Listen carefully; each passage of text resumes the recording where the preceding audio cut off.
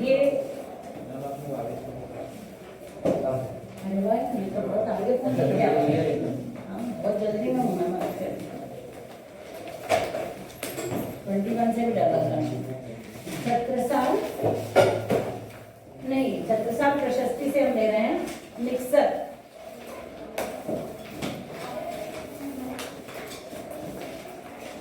निक्सर और लास्ट में क्या है इसमें? नहीं, देती काल को, देती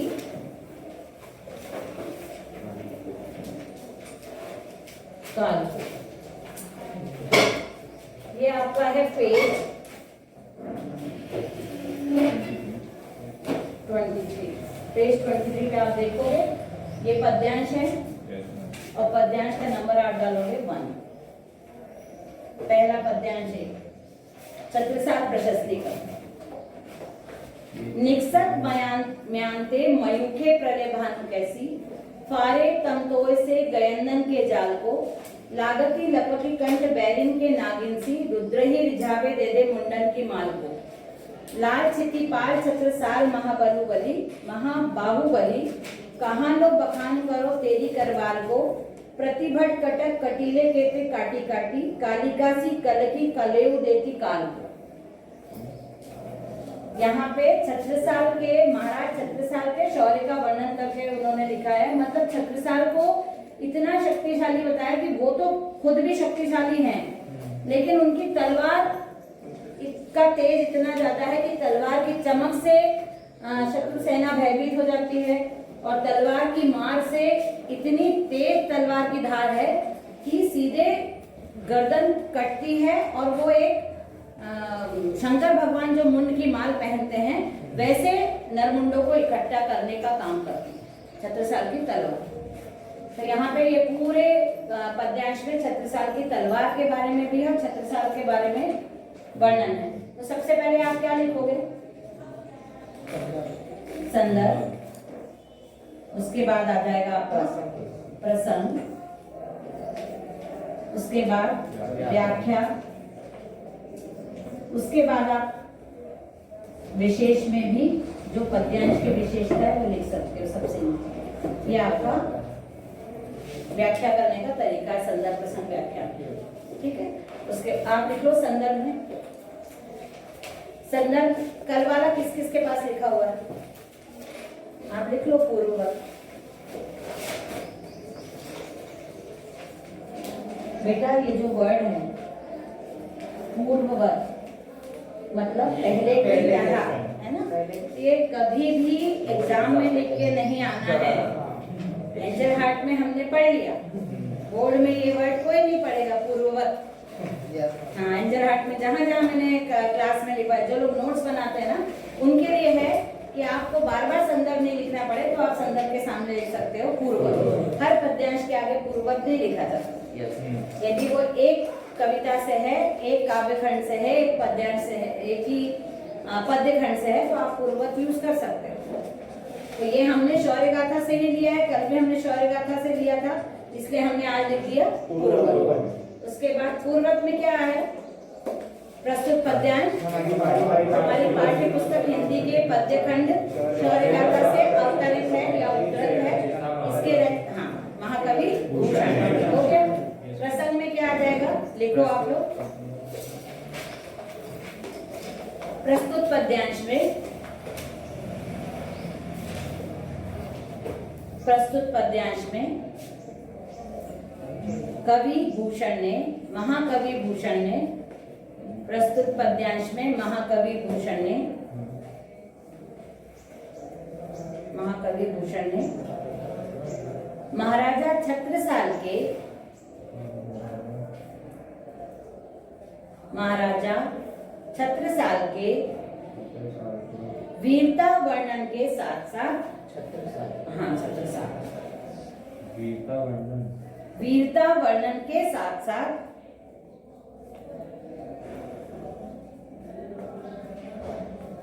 वीरता वर्णन के साथ साथ उनकी तलवार के तेज का वर्णन करते हुए उनकी तलवार के तेज का वर्णन करते हुए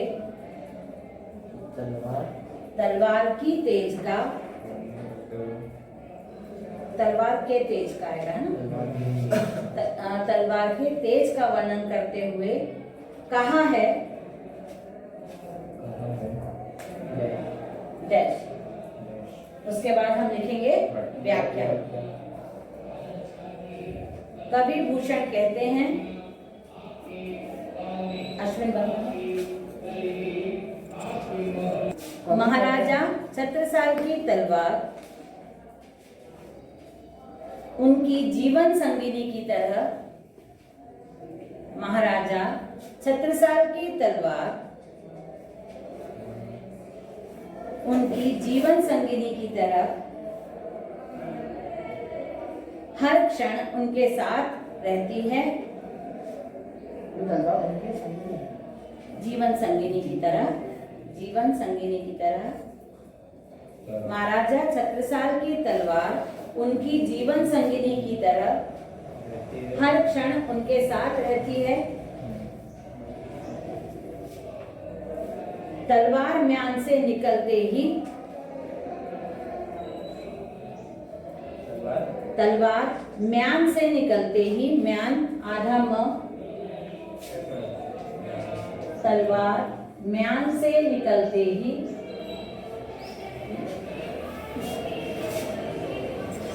म्यान से निकलते ही, तलवार म्यान से निकलते ही चारों ओर अपनी चमक से, चारों ओर अपनी चमक से, वैष्णवी तो कॉमर्स में है। अपनी चमक इन बोला होगा, बंद अपनी चमक भय व्याप्त पैदा कर रही, भय व्याप्त कर रही है। भय व्याप्त, हाँ व्याप्त लिखो बोर्ड पे, कर रही है। पूर्ण विराम लगा के छत्रसाल की तलवार, छत्रसाल की तलवार शत्रु की गर्दन पे इस प्रकार प्रहार करती है।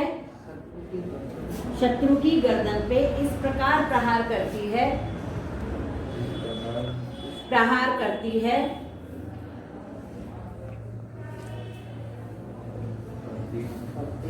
जिस प्रकार प्रहार करती है, जिस प्रकार महादेव के गले से,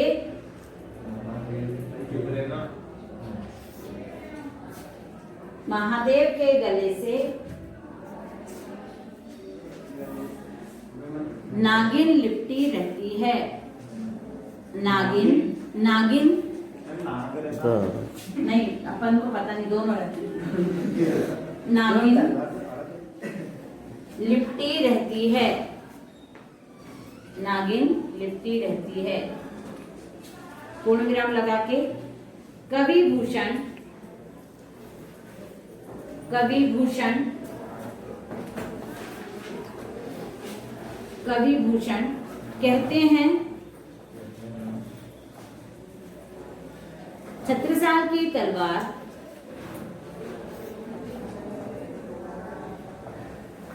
छत्रसाल की तलवार तेज गति से, तेज गति से, छत्रसाल की तलवार तेज गति से शत्रु सेना के, शत्रु सेना के सैनिकों का वध करते हुए, शत्रु सेना, शत्रु सेना के सैनिकों का वध करते हुए, सैनिकों का वध करते हुए नरमुंडों का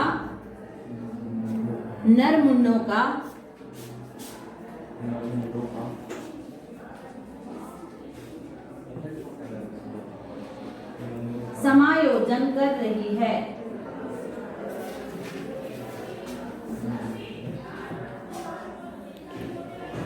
समायोजन कर रही है, नरमुंडों का समायोजन कर रही है।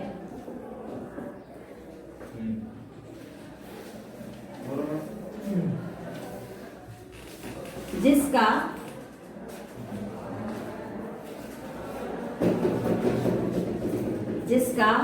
हार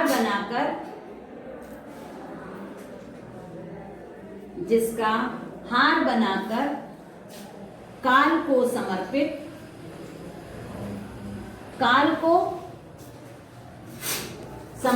जिसका हार जिसका या माला बनाकर, जिसकी माला बनाकर या जिसका हार बनाकर काल को समर्पित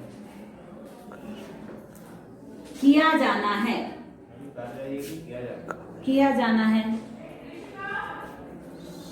समर्पित किया जाना है, किया जाना है। उसके बाद लिखो, कवि भूषण कहते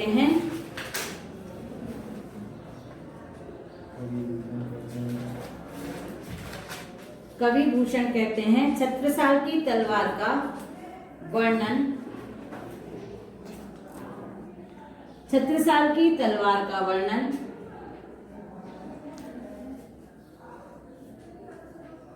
कहां तक किया जा सकता है?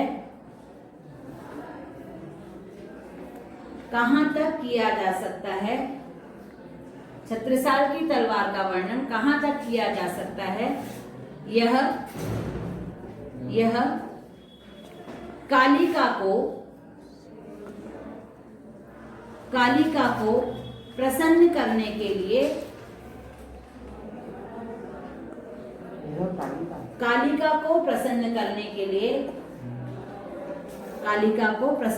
के लिए, अपने रौद्र रूप में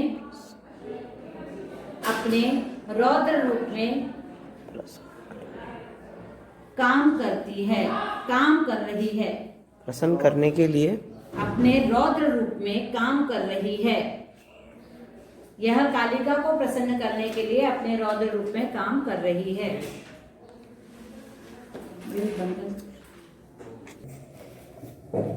शौर्य गाथा में सबसे पहले आप देख लो महाकवि भूषण का कवि परिचय।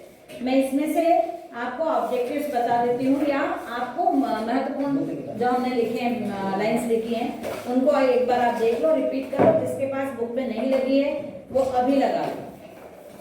महाकवि भूषण का जन्म कानपुर के मतलब उत्तर प्रदेश के गांव में हुआ था 1613। ये आपका एक पॉइंट हो गया। पंडित रत्नाकर त्रिपाठी इनके पिताजी थे। हिंदी के प्रसिद्ध कवि चिंतामणि और मतीराम। चिंतामणि का नाम मैंने उसमें सुना है, बोर्ड के पेपर में पूछा था। हाँ, एक क्वेश्चन ये बना था कि चिंतामणि किसके भाई थे, और महाकवि भूषण के पिताजी का नाम चिंतामणि था, ये था, रत्नाकर था, तो ऑब्जेक्टिव में आ सकता है। आपको भूषण की उपाधि चित्रकूट के महाराजा रुद्र से प्राप्त हुई थी। ये इंपॉर्टेंट पॉइंट है, इसको लगा लो कि भूषण की उपाधि, भूषण का, महाकवि भूषण का नाम भूषण नहीं था, उनको उपाधि मिली थी। ये भूषण का मतलब होता है आभूषण, हाँ, गहना। हाँ, तो ये उपाधि उनको मिली थी मतलब जो महाराजा रुद्र थे चित्रकूट के, उनके द्वारा। उनकी मृत्यु का लिख लो आप, 1715 में हुई थी। वीर रस के श्रेष्ठ कवि थे। वीर रस के श्रेष्ठ कवि थे। आपकी कविताओं में ओज के साथ साथ राष्ट्रीयता का स्वर भी है। ओज मतलब उत्साह वाले। हाँ, उसके बाद आश्रयदाता कौन थे, मतलब ये किसके आश्रय में रहते थे या किसके दरबार में कवि थे?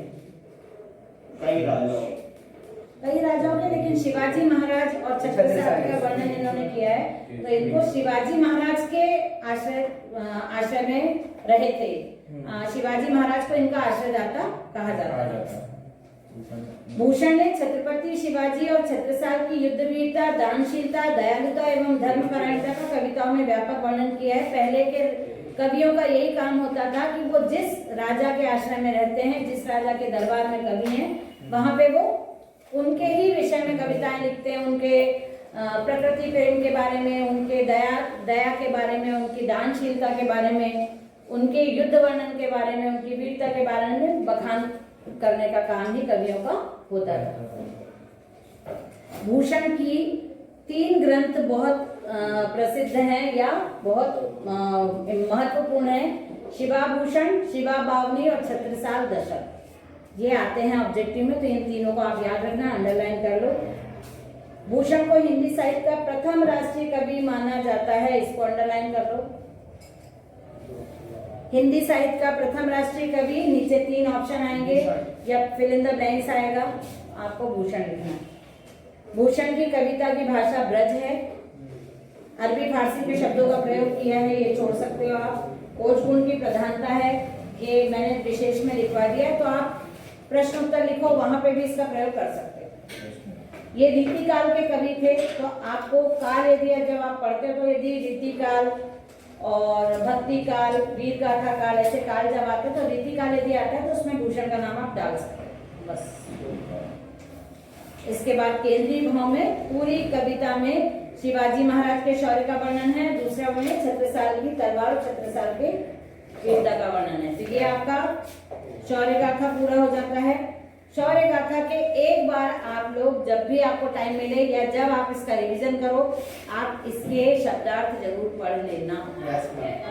आप यदि शब्दार्थ पढ़ लेते हो तो आप जब पद्यांश या फिर आप वो लिखोगे प्रश्नोत्तर, संदर्भ प्रसंग व्याख्या, तो जैसे जो भी पद्यांश आता है ना उसमें तो यही पढ़ रहेगा, तो वो समझ में आ जाएगा जल्दी, यदि आपको शब्दार्थ याद होंगे तो। उसके बाद आप पेज नंबर 24 पे आप जाओ। इसके लघुत्तरी और दीर्घोत्तरी 5 हैं, दोनों मिला के 11 हैं। ये पूरे 3 नंबर के, ये पूरे 3 नंबर के, दीर्घोत्तरी और लघुत्तरी दोनों मिला के सब 3 नंबर के। पूरे 11 प्रश्न जो हैं वो 3 नंबर के। अब मैं आपको बताती हूँ किस प्रकार की सेना को चतुरंगिनी सेना कहा गया। ये तो एक 1 वर्ड आंसर, सॉरी 1 सेंटेंस में लिखते हैं हम लोग कि 4 प्रकार की। तो आप कहाँ से शुरू करोगे इसको?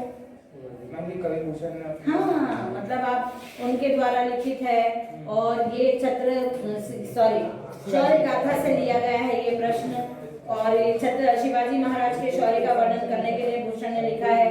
और उन्होंने बताया कि शिवाजी महाराज की हाँ, मतलब नहीं, सेना इतनी विशाल थी, उनके पास 4 प्रकार की सेना थी जिसको चतुरंगिनी सेना कहा जाता है। उसमें हाथी सेना, पैदल सेना, रथ सेना और घोड़े की सेना होती थी, जिसमें लाखों की तादाद में एक सेना का सैनिक और हाथी घोड़े का प्रयोग किया जाता है। तो ये ऐसे करके आप इसको बना सकते हैं। जब चतुरंगिनी सेना चलती थी तो पूरे संसार, पूरी धरती हिलने लगती थी। इसमें भी क्वेश्चन में भी वही डाला गया। उसके बाद युद्ध के समय किसकी आवाज दूर दूर तक सुनाई पड़ती थी? तो सिर्फ ढोल, नगाड़े, शंखनाद, जो युद्ध के प्रयाण होते हैं, मतलब युद्ध पे जाने से पहले जो तैयारियां की जाती है उसके लिए शंख, नगाड़ा और ढोल की आवाज की जाती है। जिससे क्यों करते हैं ये सब? नहीं, शत्रु सैनिक को आगाह करने के लिए वो ठीक है, लेकिन अपने आप को, अपने सैनिकों का शक्तिवर्धन करने के लिए, मनोबल बढ़ाने के लिए, हाँ मतलब क्या बोलते हैं उनको, बहुत कॉन्फिडेंस बढ़ाने के लिए, वो रस को जगाने के लिए, उत्साह बढ़ाने के लिए। शत्रु सैनिक किसकी आड़ लेकर शस्त्र चला रहे थे? शत्रु सैनिक मचान की आड़ लेकर, मचान मतलब अपने आप को बचाने के लिए, हाँ ढाल जैसा, जैसे जो लोग, हाँ जो वो सेना रहती है, थल सेना जिसको बोलते हैं, पैदल सेना, तो वो पैदल सेना तो पैदल जा जाके लड़ाई करती है ना। और जो हाथी रहते हैं, हाथी सेना रहती है, वो हाथी के ऊपर, रथ सेना वाले रथ के ऊपर, घोड़े सेना वाले घोड़े के ऊपर, ऐसे रहते हैं। लेकिन जो पैदल सेना रहती है तो वो जगह जगह मचान बनाती है। मचान वैसे तो बोला जाता है पेड़ों के ऊपर हाँ, पेड़ों के ऊपर लकड़ियों से बैठने के लिए या छिपने के लिए बनाई हुई जगह को मचान बोलते हैं। झाड़ियों के पीछे ऐसा बना लेते हैं, बहुत सारे पेड़ के लकड़ी पुरानी सूखी हुई निकाल के, और ऐसे बताते हैं दूर से दिखेगा आपको कि ये झाड़ियां हैं, लेकिन उसके पीछे छुप के वार करते हैं या अपने आप को प्रोटेक्ट करते हैं, बचाते हैं। कौन कौन से शस्त्र शत्रु सैनिक चला रहे थे? तो आप क्या लिखोगे? तलवार चला रहे थे, भाला चला रहे थे, धनुष बाण चला रहे थे। फिर इसमें आपको वही सब डालना पड़ेगा कि ये भूषण ने लिखा है, और उन्होंने शिवाजी महाराज के चतुरंगिनी सेना का वर्णन करते हुए लिखा है कि सेना इतने प्रकार के शस्त्र अस्त्रों का प्रयोग अपने विरोधी सैनिकों को मारने के लिए करते हैं। कवि ने शेषनाग और उसकी संगिनी किसे कहा है? छत्रसाल की तलवार को। अब ये पूरी व्याख्या आप डाल सकते हो उसमें। अच्छा, हाँ, आगे समझ में? छत्रसाल की तलवार की बात आई तो हमने एक ये वाला लिखा है पद्य, ये आप उसको छत्रसाल की तलवार की व्याख्या करना है ना हमको उसमें। कवि ने किन किन राजाओं के शौर्य का वर्णन किया है? दो ही नाम है, पर हमको उसको बढ़ाना पड़ेगा। यही तो कमाल है। कवि भूषण ने इस पार्ट में, हाँ, कवि भूषण ने, हमने ये वाला प्रश्न शौर्य गाथा से अवतरित है, यहाँ पे ये बताया है, उनके दोनों राजाओं के शौर्य का वर्णन किया है। दोनों राजा उनके आश्रय, शिवाजी महाराज उनके आश्रयदाता थे, और कवि भूषण ने शिवाजी महाराज की पराक्रम का वर्णन किया है। उन्होंने बताया है कि शिवाजी महाराज की सेना चतुरंगिनी सेना थी, सब में चतुरंगिनी सेना डाल सकते। उसके बाद शिवाजी के युद्ध अभियान का वर्णन में आपका पूरा ये आ जाएगा, पूरा शिवा शौर्य का ये जो पद्यांश है वो आ जाएगा। 2019 में ये एक क्वेश्चन आया लघुत्री में, निकाल जी की कविताओं में किन गुण की प्रधानता है, किस गुण की प्रधानता है? हाँ। तो इसको 3 मार्क्स में कहते हैं, जिसे बहुत गुण की प्रधानता है। हाँ। तो बेटा क्लास खत्म हुई, इसको बताओ। कौन बोला मैम इधर से?